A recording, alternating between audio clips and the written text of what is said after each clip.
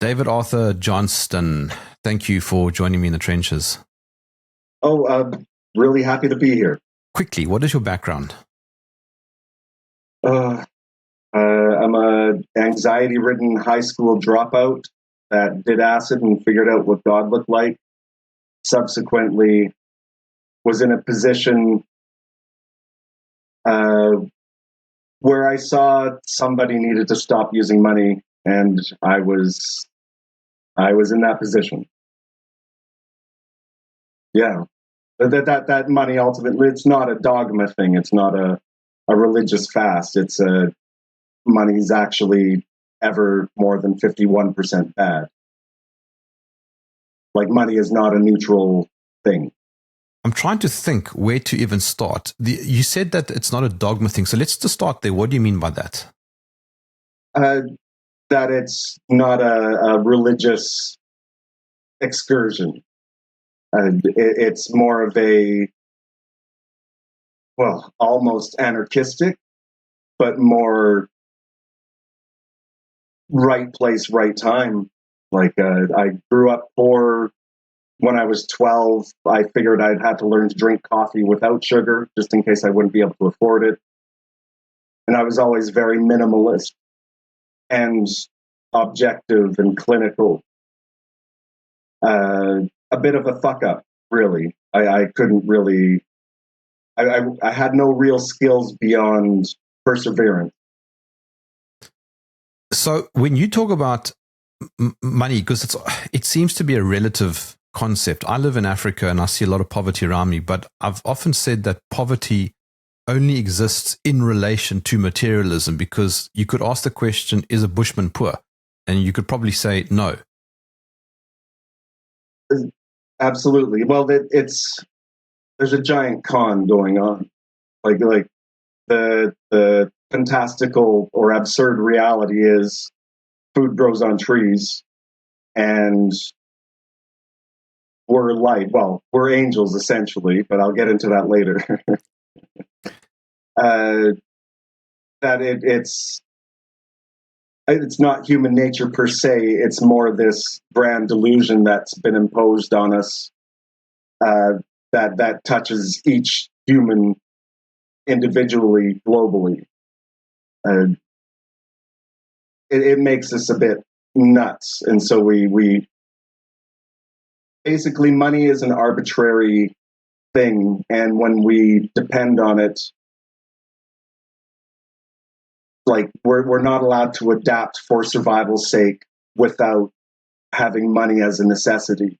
And if we don't have the money, we can't adapt. But ultimately, we could adapt if money wasn't an issue, aka food grows on trees. Like, but that's all moot.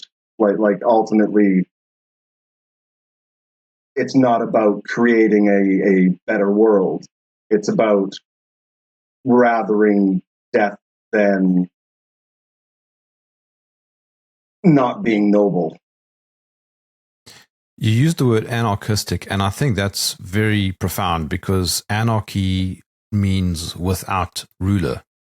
And what you're implying there is that money is a ruler. Well, it absolutely has a social contract. Like, to be money dependent, well, the money has the authority to tell you to shut up and sit down.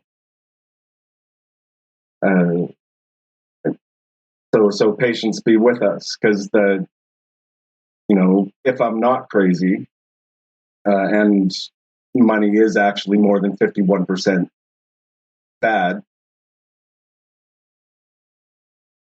then what am I saying? Am I asking all people in the world to arbitrarily just outright stop using money now and face the consequence? Well, ultimately, yeah, but that's not going to happen. And so it becomes an imposed monkishness thing, where you say patience a lot, and you sort of invite a mass global nervous breakdown. Like, it becomes this monkish path of laying the groundwork for some crazy miracle that will break us out of this delusionary trap we're in, this tyrannical madness. There's a lot that I want to unpack there, but let's just quickly go back to your journey. I'd love to just follow that path up until where we are now. Oh my gosh. There's antidote after antidote, like so many little interesting stories. Like, so what are we on now? What were the inspirations to make me stop using money, or what is it? Yeah, so you stopped about 20 years ago, more or less. You decided to give up money. Yeah, June 27, 2003. That is incredible. Okay, let's go back there. Tell me what happened just before that and the lead up to that and how you went through that process. Well, I guess it all really starts in 1997. June 28, did a bunch of acid, went down to the ocean, figured out what God looked like, and had this somewhat of a nervous breakdown. I ended up going and living on my mother's couch for a year because I refused to go back in my room because I wouldn't admit that I moved back. I was 24, 25, 26 at the time, around there. And then a year of putting thoughts together of this revelation that I had. And then I came out of it. I saw that I would never have a conventional job again. I wrote little books, just a constant articulation of how to make people more sane or how to make people less sad. That's always sort of been the generic goal.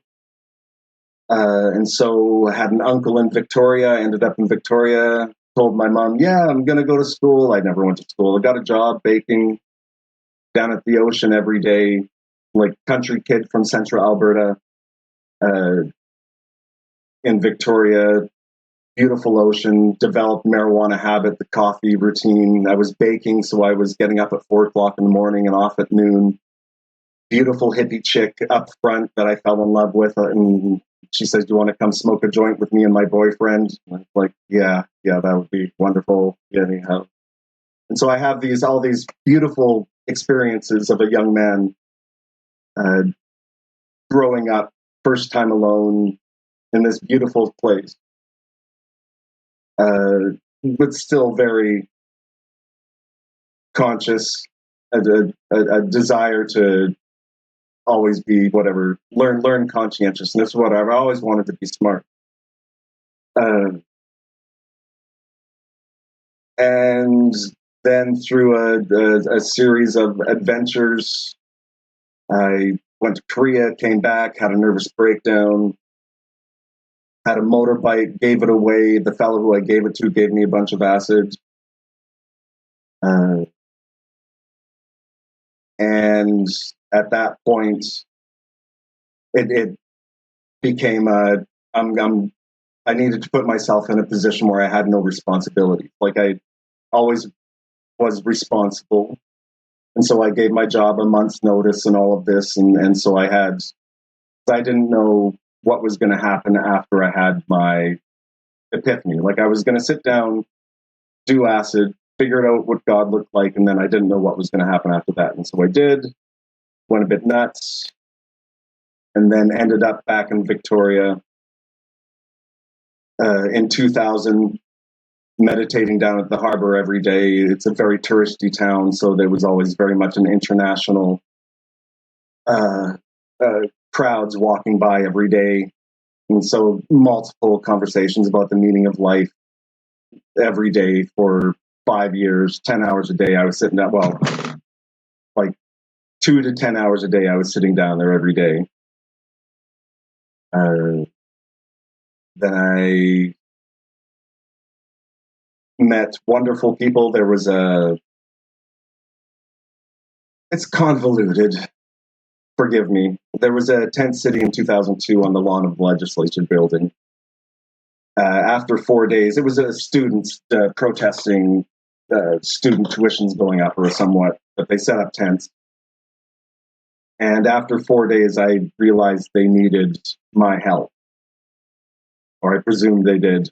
And I went up there and met some wonderful folk. And one of these folk became a dear, dear friend. And we developed a number of friends. We called ourselves the Raccoon Gang. We were smart and homeless, not by choice, as many people would say, but by calling, you could say. Like, we weren't destitute, we weren't desperate. We were happy to experience suffering as a curiosity. But I digress. This one friend stopped using money about a month and a half before I did. He started using money again probably a month after I stopped. But that was the general. I already was living outside. I was living on a meagerness of GST checks, whatever, just this quarterly stipend the government sends out. And so I was already prepped for what I was doing. I didn't come right out of a job with an apartment that I was taking care of. I eased into the position, you could say. And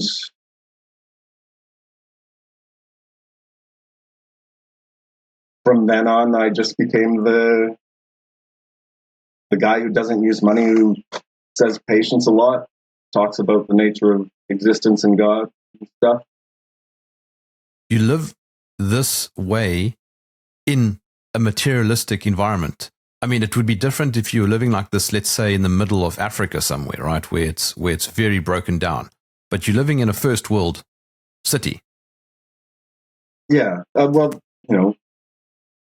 magic isn't real. We're in the environments we're in, and the ebbs and flows of whatever sort of political or craziness that's going on, social craziness.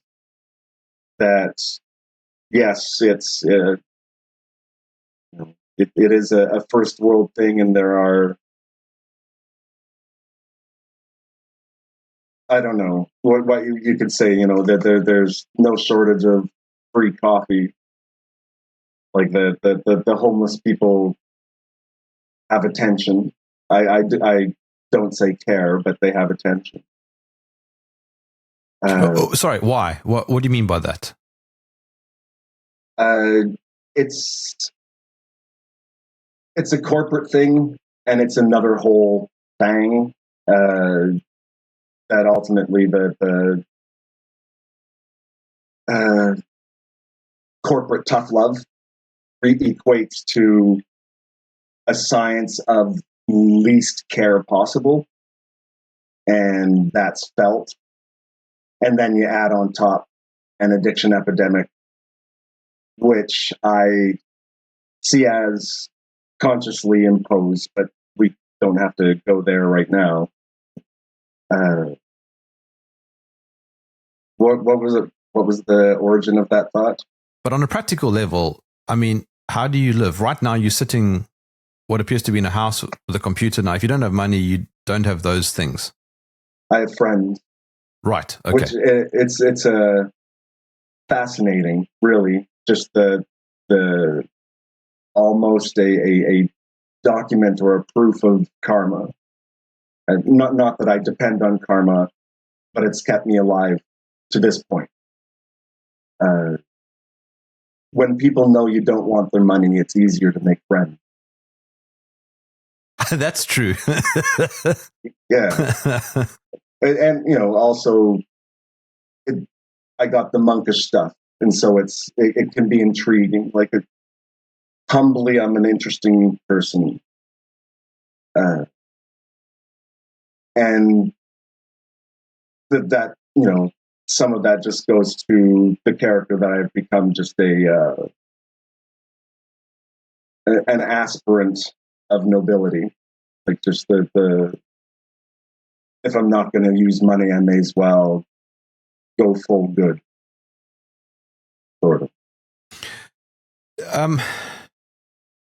What have been some of your biggest sacrifices? If I'm correct, and forgive me if I've got this wrong, but you have a sick, or you had a sick mother who you've not been able to visit as a result. Is that correct? No, not quite. I don't know. My mother passed a number of years ago. She was quite an angel when I was. I don't know if you've read that article, but I also catalyzed the right to sleep.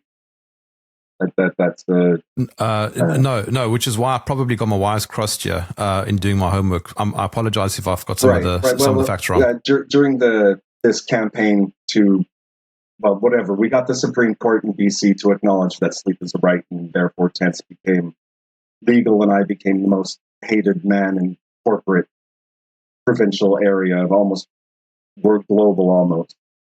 There was a moment there I was known. I digress. Well, I was asking about some of your biggest sacrifices that you've had to make. Well,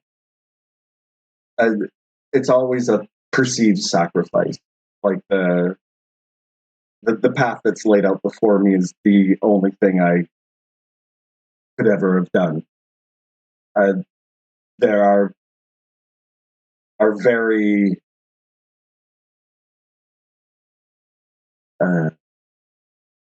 sacrifices,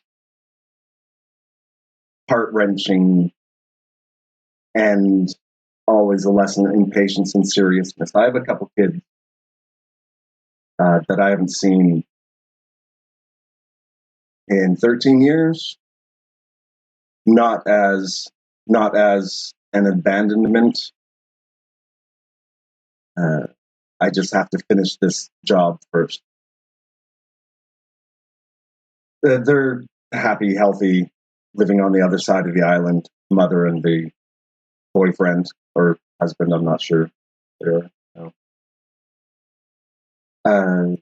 So that is the entirety of the only thing that comes to mind when I think of sacrifice. Like I can't have that life unless I pull off a miracle. And so I become pragmatic, objective, almost monkish priest with monkish priest vows. But ultimately, those vows get readdressed if there is actually a moment where all humans on Earth have a little nervous breakdown, like an impending miracle.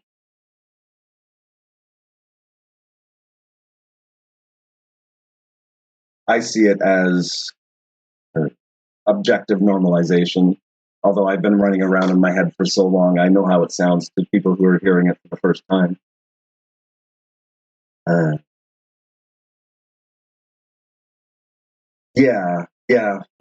My kids, like if mayhaps when they find me, they'll know that I never tried to build another life.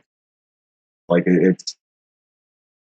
there truly hasn't been abandonment. It's just been,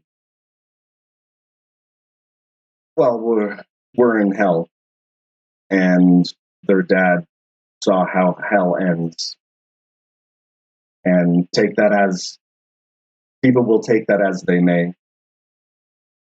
What is your vision then? You obviously wake up with a purpose.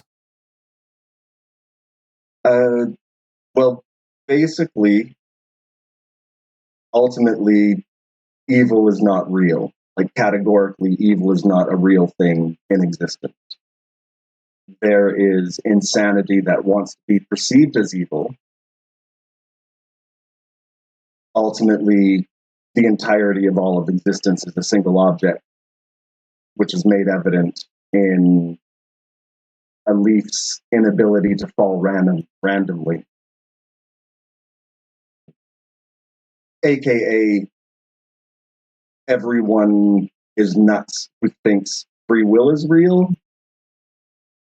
Like that there was a really intriguing, again, I need to find more, I need a thesaurus, the Inquisition.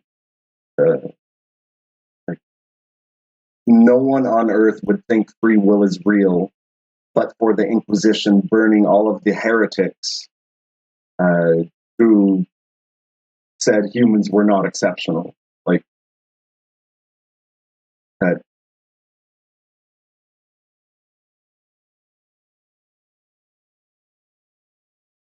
Yeah, we've been conned, but that's the height of my weirdness, is that long-term analytical of the weird reality that no one chooses to be crazy. Sometimes I feel like the luckiest man alive. But it's more of a, I am resigned to rather die happy than desperate. And also, you're not enslaved by the system. In a weird sort of paradoxical kind of way, you have a lot more freedom than the people around you. Which is interesting, because that in itself becomes an inescapable path. Like my life ceased to be its own. I'm drawn by this invariable help the world see the base fundamental truth, so everyone can figure out, well, hate can leave Earth. But the problem with hate leaving Earth is that money dies. Like is that what you'd like to see? People generally rejecting money and, by extension, materialism? Not so much. It's a natural consequence. Like when people break the enthrallment of human exceptionalism, pride. That's the why pride's the original sin. It comes before the fall. Well, you can't be insane in any other way without being proud first. But our culture's been so abused that we forgot that sin means insane. Like, sin isn't condemnable with vengeance and vindictiveness and spite. Like, you can't, to hate evil is, spite for the devil is still spite.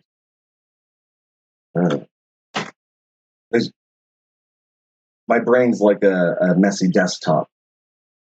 You'll have to forgive me, because there's, my story goes back and forth from different variables, and it always leads back to the same fundamental motivating factor, which is everyone who thinks free will is real is a psychopathically delusional victim of brainwashing. I tend to agree with you, David. I've thought about this idea of free will a lot, actually, over the years. And it's fairly evident that it isn't real. We have to pretend it is. Otherwise, money stops working. Why do you say that, though? What is the relationship between the idea of free will and money? Well, how many industries are dependent on distrust?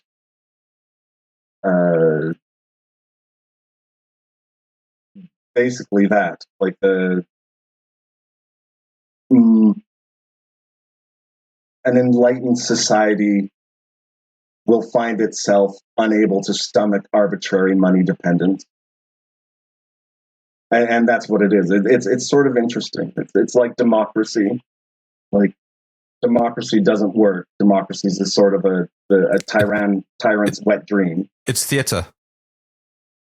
Yes, very much so. Very much so. We can get into the Hitler as a patsy later if you want. That ultimately, the moment we're at a position where democracy would work, we wouldn't need it. Just on a pragmatic level, if somebody sees you and they come to you with money, I'm guessing you would reject the money. I reject it, and if there's insistence, I destroy it. What do you mean destroyed? What do you mean destroyed? Like throw it away? No, like, well, I don't know if your money's plastic yet. All our bills are plastic now, so we can't straight up burn them anymore. And so now I just sort of melt the serial numbers. Oh wow! Isn't that? It's illegal. It's straight up. Yes, I was wondering if that's against. But I mean, I don't care about that. I'm just wondering if the government's trying to keep hold of its money that's in circulation, and if you're destroying it, that's quite a middle finger to the authorities, which is great. I approve, by the way. Well, it's I always get a little smirk or a chuckle when I get to do it. Again, I try to avoid vindictiveness or sometimes I need to remember people don't need someone pointing out how shitty money is sometimes.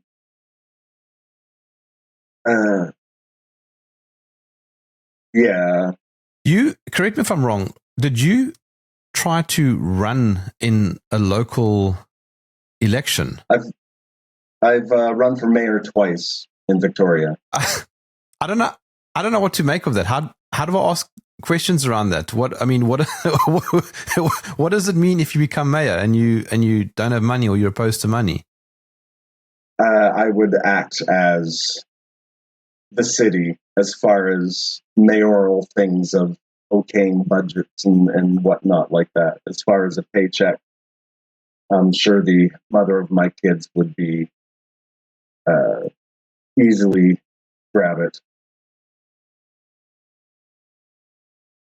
Yeah. More so, I think the ideal would be to, like, for a mayor that doesn't use money, the only primary directive would be to come out of debt. Yes. To bring it to even Steven. David, so you said earlier that evil doesn't exist, and I forgot to ask you what you mean by that. So let's just break apart that concept. Why do you say evil doesn't exist? I mean, would you consider a child being molested not evil? I would consider it insane, but not evil. Why though? Because the perpetrators are crazy. But can you not see the act as evil? What is it? What I'm trying to understand is what I'm trying to understand is the aversion to the word evil or the concept of evil. Because evil allows for hate of evil, which allows for the spite and the vindictiveness and the anger and the rage. Right, I understand. Okay. When ultimately, like speaking martially, when you know your enemy isn't evil, then they have a harder time taking you off your center with goading or whatnot. Like if you have forgiven your enemy, then it's only a matter of interjection without resentment. Understand. Okay, I see what you. So that's the path of the warrior. Yes, I see what you're getting at. So if evil doesn't exist, then money is the root of all insanity. It's up there. It's up there. Money is sort of the lifeblood of a prideful construct. Now let's just take this to the logical polar opposite, right? Let's assume that more and more and more people are inspired by you and start rejecting money and becoming not reliant on the monetary system. What happens eventually? How do you see it playing out? Because how do things like aeroplanes get built, and how do you travel? It will start with a nervous breakdown like Yes. the Earth has never seen before. Like that's the hard prerequisite. Because it will be an aversion to money dependent, how it will start. And so people will find themselves equating austerity with beauty. And with the added consequences of all the other stuff, the looking toward a future where it would be in everyone's best interest to make friends with your neighbors. It would be in everyone's best interest to just invite community, innovation, and all of the, from every angle, like little booklets on survival or seed gardens or gardening projects but ultimately it always comes down to, it's not about making a new world. It's about rathering anything else but hell. Or death is better. That you need that level of cavalierness, not to invite death, but to know that there are things worse than, which is to be a bitch to a tyrant. Because ultimately, your kids aren't allowed to grow up enlightened. Like, enlightenment becomes illegal. Basically, you have to play along with this thing, and the realization that is exactly literal hell. Like, that's an eternity where you're not allowed to be smart, and everyone's just pretend. But that's just the threat of a future that's not going to happen. Just something good to conjecture is how bad it would be. It's hard to say, because there's lots of conjectures about how it would start. Would it start as a religious thing, or would it start as a grassrootsy thing? But ultimately, it's hard not to personalize it, like to look at the situation without my character. Because I've seen that I've put a lot of thought into what it is to be noble, and mayhaps I put some thought into what it means to be a king. And it has something to do with giving the people a picture of non-entangled. Like, this is what it looks like to not be entangled with that mire of absurdity. And people will say patience a lot.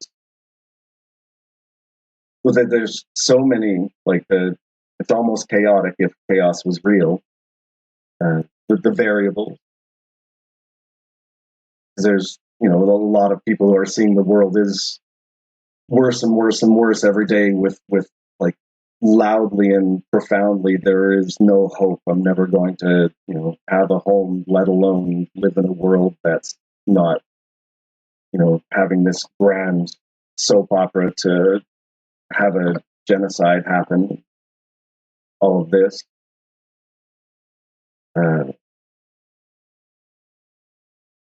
And so, sorry, no, go on. Sorry, my apologies. Well, I was just going to say that it's I always have to go to the root. I remain around the root. Mm. Like poetically, an angel's job is to give her a picture of heaven, and then people's brains just do the rest. The brains are the saving grace. Like the brains have a intrinsic relationship with truth. Like a brain sees truth and an ego ignores it. The brain will make crazy.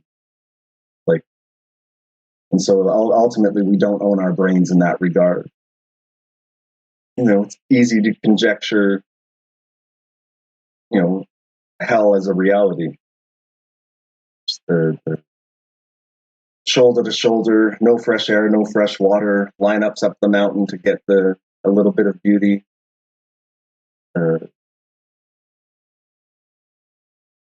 Yeah. I'm not a fan of the condos.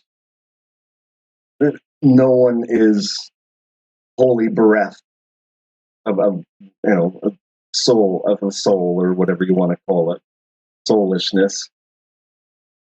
And so all these little habits we have are a way of maintaining it. Just because the situation's not natural, you're not like the skyscrapers and just the basically what I would call a money dependent municipalities or cities.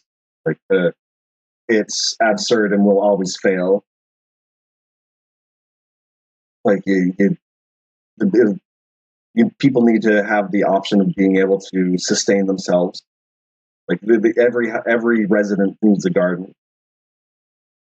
That's one of my mayoral things. I was going to make a garden tax. Like if you don't have a garden, you get taxed if you don't have a garden. Yeah. That is, I love that.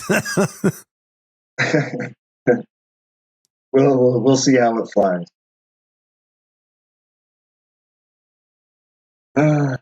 Yeah. No, people will be good. Like in this universe where magic doesn't exist, it only takes a bit of thinking and a little bit of meditation to have full-on realization that you are the Buddha. Like you are the representative of the entirety of all in your beingness as of light. You said earlier a couple of times, David, that you saw what God looks like. Explain that to me. Well, it revolves around the no leaf falls randomly. But like, I have two questions I've been giving people.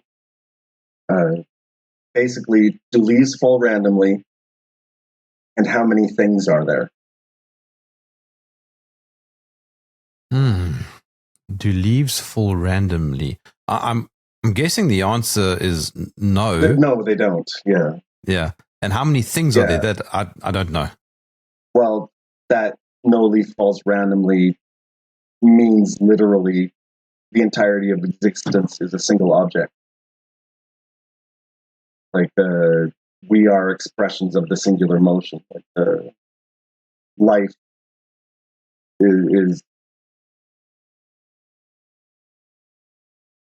all an expression of the same beginningless motion. And that's the face of God. Well, that the whole is a singular thing. That ultimately the conceptualization of God is correct with no leaf falls randomly. Like that the reality of like what's easier to conjecture, a beginningless universe or a big universe with a beginning. And so we're dealing with a grandness without beginning.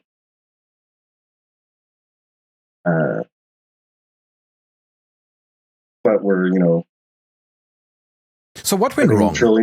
What went wrong, David? Back in history, what went wrong? How did we end up where we are now? Nothing went wrong. The devil is as natural as a mountain stream. Like it's all has been whatever. necessary, natural, purposeful.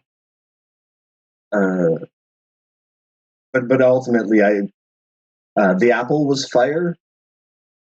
Like we found fire, and we started thinking we were magical, and we went nuts, and so we had all of this massive innovation and all of this, over the millennia, with cascading innovation, but also carrying along that was the birth of the tyrant. The tyrant started to realize, if humans were made to think that they were magically different and special, then you could straight up enslave them. And so ultimately, the getting back to the garden is to break that spell, accept that fire is amazing and we're pretty cool, but we're not special. Like thinking we're special discounts what it is to be life in general, and to accept that what we would want to think of life as general is actually life, the amazing. Like, we are generic life. Look what we've done. Now, if we become generic life, that becomes self-aware, like to break this spell. Well, you imagine a billion gardeners that didn't have to pay rent anymore. And so they're a lot of the stories, the pictures of heaven and hell. I was thinking the person who came up with the word divinity knew what they were talking about. And so there's words for the things that we've forgotten, aka that to divine is to figure out. It's not a form of magic. It's not this mysticism. It's just the operating system of life, ROS. And so it's the problem isn't the conceptualization of God. The problem is the lie that's been put on top of it. Like, God is actually not that complex. It's just that we think humans can do anything at any moment out of nothing,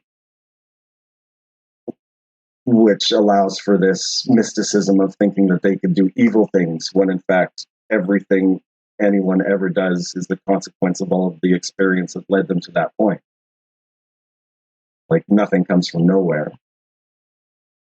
And that's the sort of the basis for all the Stoic things, like the Stoicism and the pragmatism. Marcus Aurelius. Yeah, like that. Yeah, he was Jesus, really. Like all of the founders, that was always the thing. Pride is the delusion. Humility is the other side of that. Do you adopt some of those teachings from great religious leaders like Jesus himself, or Buddha, or Muhammad, or whatever? The words carry. Like, I have a great appreciation for the Norwegian, like the Scandinavian Odin, like Odin the man, and those notions of Ragnarok.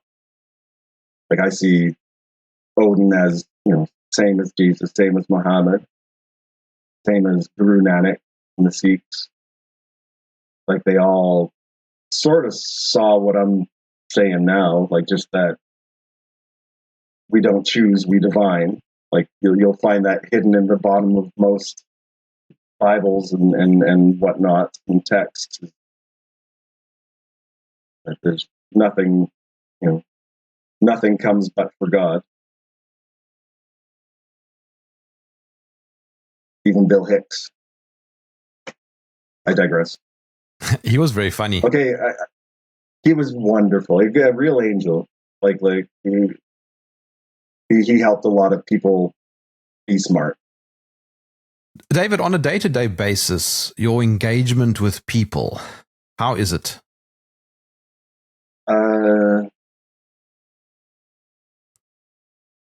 Nice. I mean, are people very good to you, or do people treat you very kindly? Yeah, I got a little bit of an OG thing going on. I get mad respect, and then just in this town, like I'm well known, and I'm generally, he's really nice, but he's a bit weird. So I get good respect.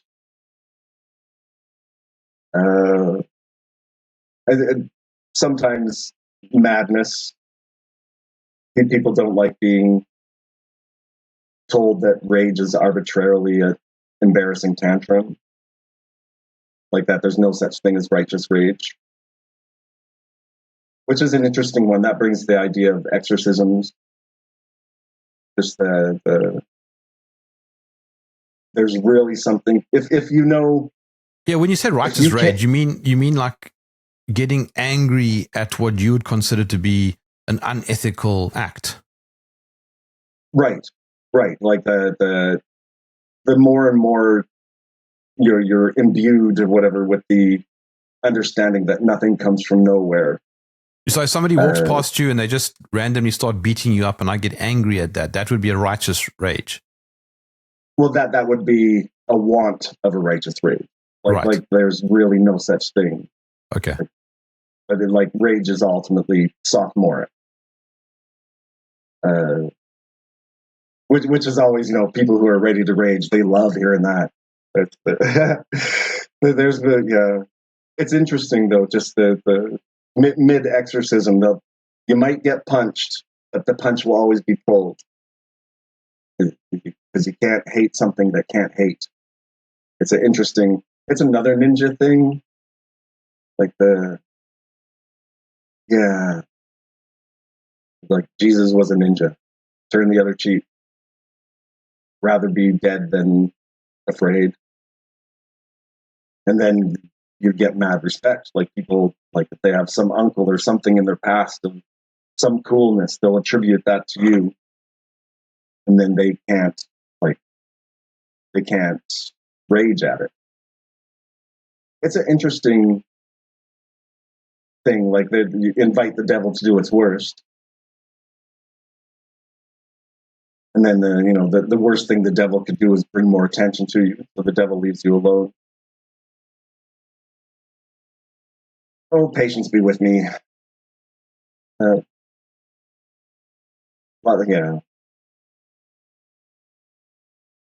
cacophony of thoughts. If you could impart a nugget of wisdom to those listening to this right now, what would you say?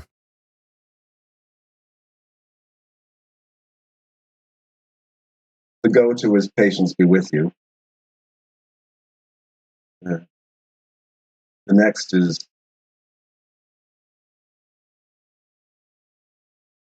you're literally an angel. Nothing comes from nowhere. No one chooses to be crazy. I've said it all. Just for clarity, when you talk about real. Yes, when you talk about angels, what do you mean? I mean expressions of God, expressions of the singular. Like everything mortal can be considered an angel. Right. So evil doesn't exist, but good does. Yes. Yeah, and there is no afterlife. Hell is now, heaven is the future. So that means make the absolute best of what you have now. Just really jive on patience. Like, don't be afraid to think it 1,000 times a day. Make a practice of quick drawing the thought. It's really interesting. like in some areas. I don't know if you have much experience with psychedelia or any of your your viewers. But if you're doing LSD or a psychedelic and you start having a bad trip is just basically your brain practicing telling ghost stories and doing its best to try and think the worst thoughts. A simple utterance in thought or out loud of the word patience breaks it. Like it's sort of like a cheat code for ending bad trips. Just think the word patience, and then suddenly you're the opposite of concerned. Yeah, patience be with us. What books do you read, or have you read that you have found inspiring? Well, Dune, of course. All the usual ones, I guess. Dune, Lord of the Rings. Lord of the Rings is my favorite. And Peter Jackson's Lord of the Rings, I feel, is a CIA abomination. That the entire point of Lord of the Rings was the scouring of the Shire. Like, what happens when they come home and save the day from corruption? And also the tongue kiss with the girl was a bit harsh at the end wedding scene. And no Tom Bombadil, I digress. Yeah. Tao Te Ching was good. Read that. I was a young lad. Gandhi's autobiography was amazing. It's really interesting to think of him as a junior high school student. Gandhi. Yeah, and he died here in South Africa, I think. Really? He had quite an experience in South Africa. Like, he was a lawyer there for I can't remember. a while. Let me just quickly look it up while you're talking. I'm pretty sure he died he was assassinated in India. The best funeral ever.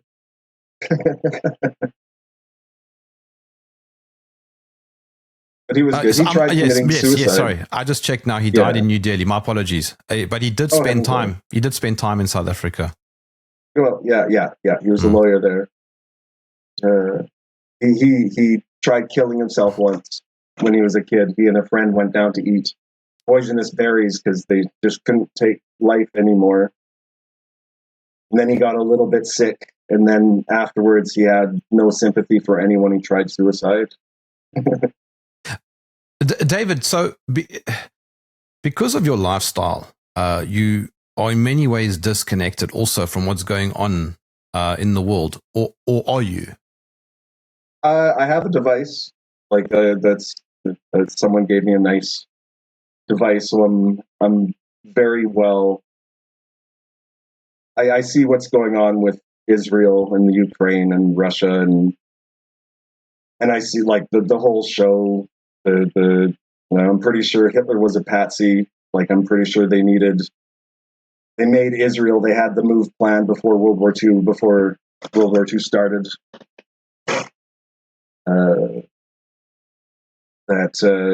Basically it all comes. Yeah, so you're able to see the stage with the actors. Yeah. Well, that's it. I'm allowed to because I have no horse in the game. I guess, like, I don't want anyone who uses the money to win. So it's and knowing what I know about the Inquisition and how it moved, and basically the spirit of the Inquisition took over the British Crown, and then the British Crown, and then the Freemasons and all that, the whole shebang. And they're smart. They're thousands-year-old tyrant. They even have their own dudes that do psychedelia, so they know the ins and outs of cosmic minutia. Do you still use psychedelics? It's been years. Last time I did it, it was more of a, I don't really need to do that anymore. But do you recommend it? Categorically. But as much as I recommend a full-on nervous breakdown. Nothing healthier. Mostly I recommend mead. people can get their hands on mead. Have you had mead? I don't know what that is. It's distilled honey. It's right. from thousands of years that they've been drinking it. Yeah. I've heard of that. Okay. It's like the softest of hard alcohols. And mead. Let me look it up quickly. Yeah, it's like ambrosia. It suddenly makes you feel like a warrior of old, sort of thing. Like you're tasting what people thousands of years ago tasted. It's an interesting phenomenon. Fermented honey. That's incredible. Is it fermented or distilled? I'm not sure. It's a hard alcohol. It's just a soft hard alcohol. More than wine.